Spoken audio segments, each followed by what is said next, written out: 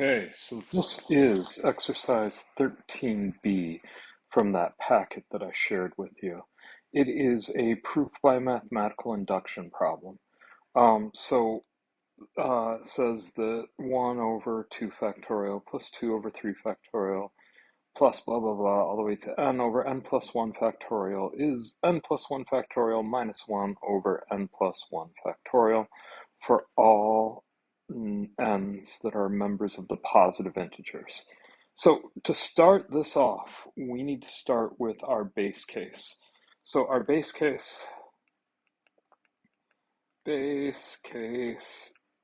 is when n equals 1, and that's because it's positive integers, so the first one's that.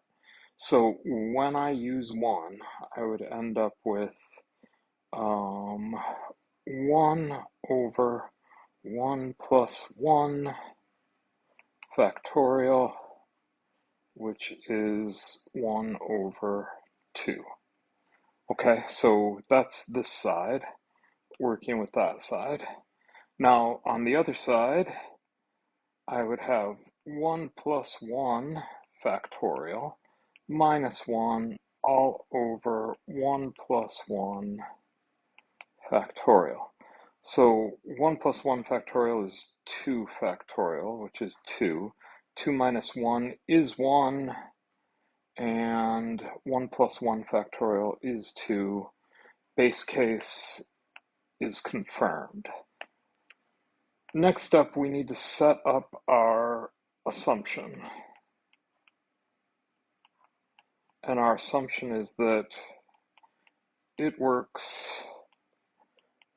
for k, when n is k. So if I did that, I would have 1 over 2 factorial plus 1 over 3 factorial plus all the way to k over k plus 1 factorial, and all of that is going to be equal to k plus 1 factorial minus 1 all over k plus 1 factorial. Okay, so if we assume that it works for k plus 1 factorial, let's do our inductive step, which is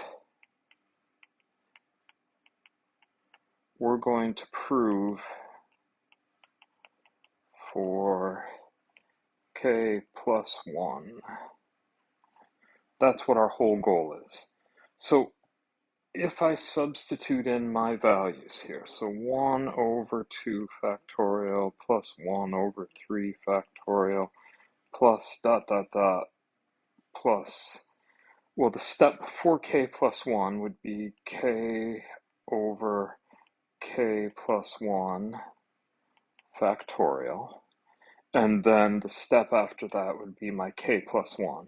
So k plus 1 over, and I'm going to write this as k plus 1 plus 1 factorial, just because sometimes that's what it works out to be. And then from my other side, I would end up with k plus 1 plus 1 factorial minus 1 all over k plus 1 plus 1 factorial. All right, so presumably from this, you recognize right away that that is that. So I'm going to substitute that value in. So I get k plus 1 factorial minus 1 all over k plus 1 factorial. And then back to my blue, I'd have plus k plus 1 divided by, now I am going to write this as k plus 2 factorial. Right, I just combined those two values. So, just checking, yes indeed, that's where I'm at. So in order to work with this, I gotta combine those fractions. we can see right here that this side is going to turn into a denominator of k plus 2 factorial. So it's probably a good idea to try to make the denominators the exact same. So in doing that, if I multiply by this side here by k plus 1 times, k plus 2, sorry, k plus 2 times k plus 2, that will get me that. And the reason for that is, if you think about what that k plus 1 is, just to digress. So k plus 1 times k minus 1. So this is k plus 1 factorial. And we just keep multiplying by the next value. That's what a factorial is. All the way we would get down to times 2 times 1. Well, if I multiply all of that by k plus 2, what I've actually done is I've made k plus 2 factorial.